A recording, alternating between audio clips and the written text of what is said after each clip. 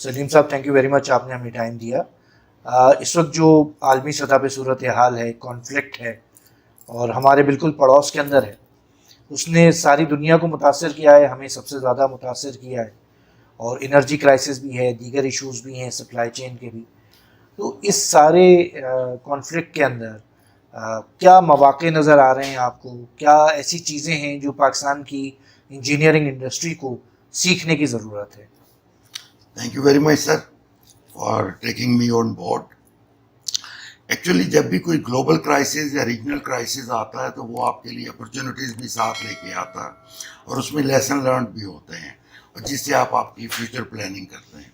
अगर आप इस ईरान अमेरिका इसराइल का जो जंग सा हो रहा है इससे थोड़ा सा पीछे जाएं तो इंडिया ने एक ऑपरेशन संदूर किया था और उसमें अगर आप देखें इंडिया हम लोग भी एडमिट करते हैं इस चीज़ को कि वो हमसे काफ़ी उनकी इकॉनमी स्टेबल है और उसकी जो आर्मी भी है वो हमसे बहुत आगे है। ये उन सब का वहम और गुमान था। ये टेक्नोलॉजी थी जिसने पाकिस्तान की एयर फोर्स ने जो है सुप्रीमेसी जो है वो इसको दी और इसकी वजह से आप इंजीनियरिंग को टेक्नोलॉजी को रिकग्निशन मिली पाकिस्तान में। और ये क्लियर इंडिकेशन थी कि जी वो स्किल बेस जो चीज़ें हैं जो टेक्नोलॉजी ओरिएंटेड हैं, आपका जो माइंड है वो अब काम चलेगा तो आप दुनिया में रह सकते हैं, आगे बढ़ सकते हैं। सिर्फ पैसे के साथ या इकोनॉमी के साथ आप अकेले कुछ नहीं सकते, आपको बैलेंस अप्रोच लेके आगे चलना है। जब तक कि आपकी टेरिटरीज प्रोटेक्टेड नहीं होंगी, जब तक आपका इन हाउस आपका हाउस ऑर्डर में नहीं होगा, कोई टेररिस्ट इस किस्म की चीज़ें आप वो इन्वायरमेंट नहीं क्रिएट करेंगे, उस वक्त तक हम लोग आगे नहीं बढ़ सकते। तो हमारे लिए भी और स्पेशली हमसे ज़्यादा इंडिया के लिए लेसन लर्न है कि वो हमारे साथ 48 आवर्स भी जंग नहीं लड़ सके और उसका ये सुप्रीमेसी थी, टेक्नोलॉजी थी, दैट ड्राइव। इसी तरह ईरान के ऊपर नो डाउट कि मसाद का बहुत ज़्यादा इंटेलिजेंस थी ईरान के अंदर। बहुत से लोग हर मुल्क में बिकने वाले लोग होते हैं और वहाँ पे उनकी इंटेलिजेंस नेटवर्क बड़ा स्ट्रॉन्ग था। लेकिन ईरान में भी आप देखें 49 ईयर्स से जो इन अ वार सिचुएशन था, उसने अपनी प्लानिंग की हुई थी कि मैंने अगर कभी ये वार शुरू हुई तो मैंने उसको किस तरह से हैंडल करना है। और ये अमेरिका ने जो उसको असेसमेंट की कि जी कि मैं किस तरह से ईरान को इसके ऊपर मैं ओवरकम कर लूँगा या इसको डाउनफॉल में ले आऊँगा या डिफेंसिव में ले आऊँगा, वो उसकी स्ट्रेटजी टोटली फेल हुई। वो कभी सोच भी नहीं सकता था कि जहाँ पे इनके अड्डे हैं अमेरिका के, लाइक कतर, यूएई और सऊदी अरब या इस रीजन में है, उसने उन चीज़ों को टारगेट किया ताकि अमेरिका को डिफेंसिव अप्रोच पे लेके जा सके। और लॉजिकली था कि जहाँ से ईरान के ऊपर सब आप अटैक कर रहे हैं उसी जगह पे वो नियरेस्ट जो होंगी ईरान उसके ऊपर फायर बैक करेगा और उसकी स्ट्रेटजी काफ़ी कामयाब हुई। सेकेंडली जो उन्होंने एक चीज़ मैं समझता हूँ बहुत अच्छी की कि उन्होंने अंडरग्राउंड टनल्स बनाई जिसमें वो सर्वाइव रहते थे और अपने आप को सेफ समझते थे। अब अंडरग्राउंड टनल्स को नीचे आपको वहाँ पे बम्बारिंग करना, मिसाइल डालना, उससे इतना ज़्यादा आपका नुकसान नहीं होता। तो उससे बड़ी बात यह है कि आप ये देखें कि ईरान की लिटरेसी रेट बहुत ज़्यादा है और उनकी कैबिनेट में और उनकी जो इलेक्टेड बॉडी है उसमें सारे डॉक्टर्स हैं, दे आर क्वालिफाइड पीपल्स। उनका विजन ही डिफरेंट है और सिविलाइज नेशन है और वो 2000 साल से वो एक नेशन चल रही है।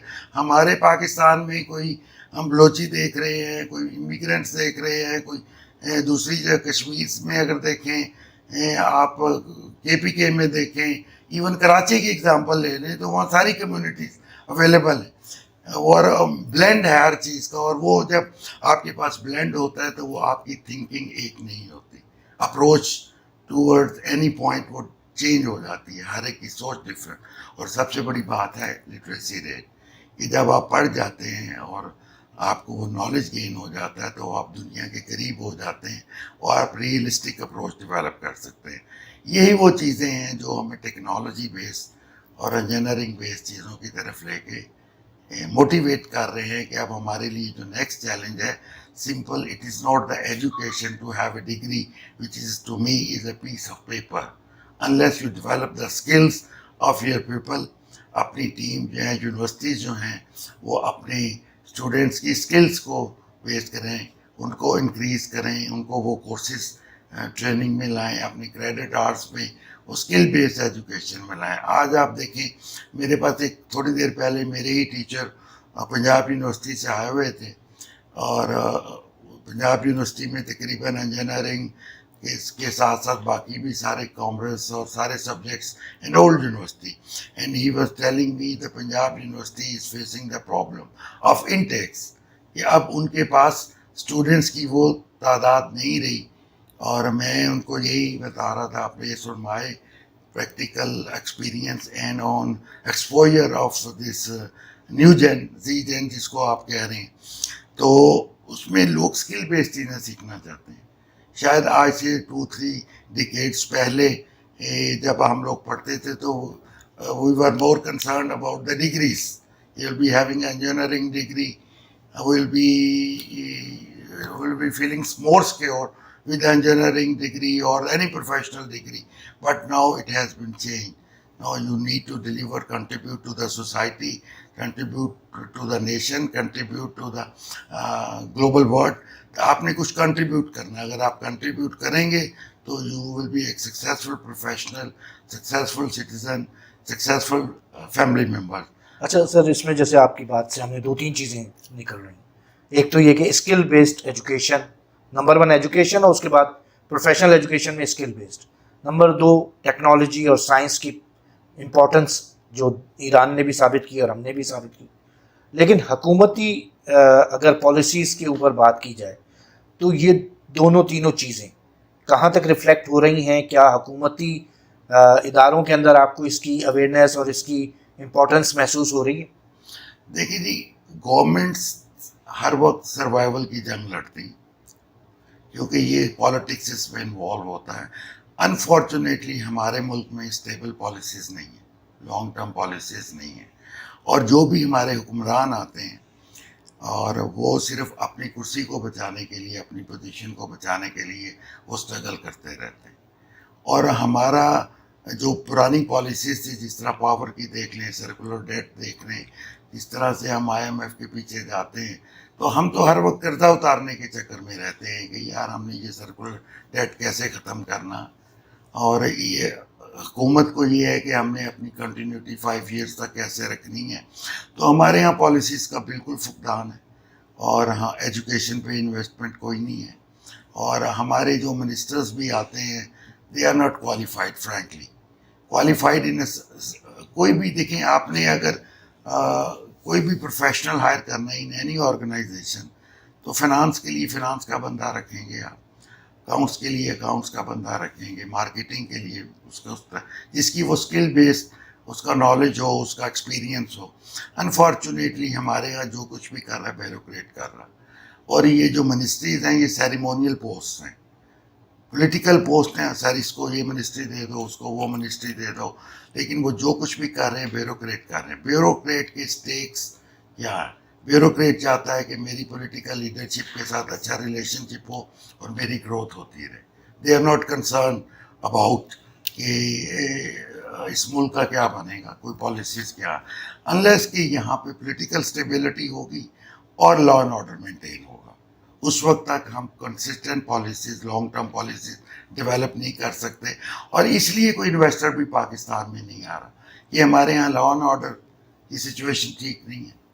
ہمارے یہاں اگر آپ دیکھیں کہ لوگوں کو انصاف نہیں ملتا, جو سب سے بڑی بات ہے کہ اگر ہماری جوڈیشری صحیح طرح سے کام وداؤٹ اینی انفلوئنس اور میرٹ پہ کرے تو یہ ملک شاید بیوروکریٹ بھی ٹھیک ہو جائیں, پالیٹیشین بھی ٹھیک ہو جائیں. تو ہمیں ان لائنس پہ دیکھنا ہے کہ ہم نے اپنے جو ہمارے مین پلرز ہیں, ان پلرز نے بلڈنگ کا لوڈ کیسے اٹھانا ہے. ہم نے ان چیزوں کو پہلے دیکھنا ہے. جب تک وہ چیزیں سیٹ نہیں ہوں گی, گروتھ آگے سب ٹیمپریری ہے, جو آئے گا وہ ہمیں سہانے خواب دکھائے گا, لیکن اس کی امپلیمنٹیشن بہت کم ہوگی.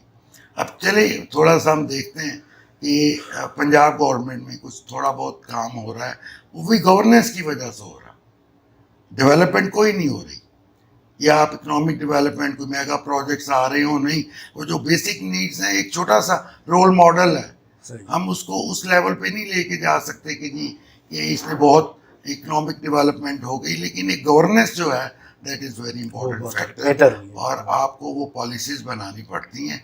आप इन्हीं टीम से, अपनी ही टीम से, आप देखें कि इंडस्ट्री में अगर आप देखें कि बहुत सी सिक इंडस्ट्रीज जो है वो सेल हो जाती हैं और दूसरी मैनेजमेंट आती है वो उसको चला लेती है। The only difference is governance. तो जब आपकी गवर्नेंस अच्छी होगी और जब आपकी ओनरशिप आपके पास आ जाती है तो गवर्नेंस आप बेहतर करने की कोशिश करते हैं। अभी आप देखें प्राइवेटाइजेशन क्यों हो रही है, प्राइवेटाइजेशन इसलिए हो रही है कि गवर्नमेंट उन चीज़ों को गवर्नेंस, अच्छी गवर्नेंस नहीं दे सकती। पीआईए को आप देखें, पीआईए को हमने एमिरेट्स एयरलाइन को, बहुत सी एयरलाइंस को हमने डेवलप किया और आज हम जीरो पे हैं और वो सिचुएशन में है कि हमने वो एयरलाइन को सेल कर रहे हैं। उसकी वजह गवर्नेंस है, पॉलिसीज़ हैं, कंसिस्टेंट पॉलिसीज़ नहीं है। बहरहाल मतलब अब ये कि हमारे अगर गवर्नमेंट की तरफ से कंसिस्टेंट पॉलिसीज़ हों, साइंस और टेक्नोलॉजी पे तवज्जो हो, तो इंशाल्लाह हम भी क्राइसिस से निकल वी आर होपफुल जी, वी आर होपफुल, और उम्मीद का दामन नहीं छोड़ना चाहिए और स्ट्रगल अपनी जारी रखनी चाहिए। तो हम पाकिस्तानी हैं और हम पाकिस्तान को जो बेस्ट डिलीवर कर सकते हैं उसके लिए हम ज़रूर कंट्रीब्यूट करें, और इंडिविजुअल की ग्रोथ में ही नेशन की ग्रोथ है। Thank you very much.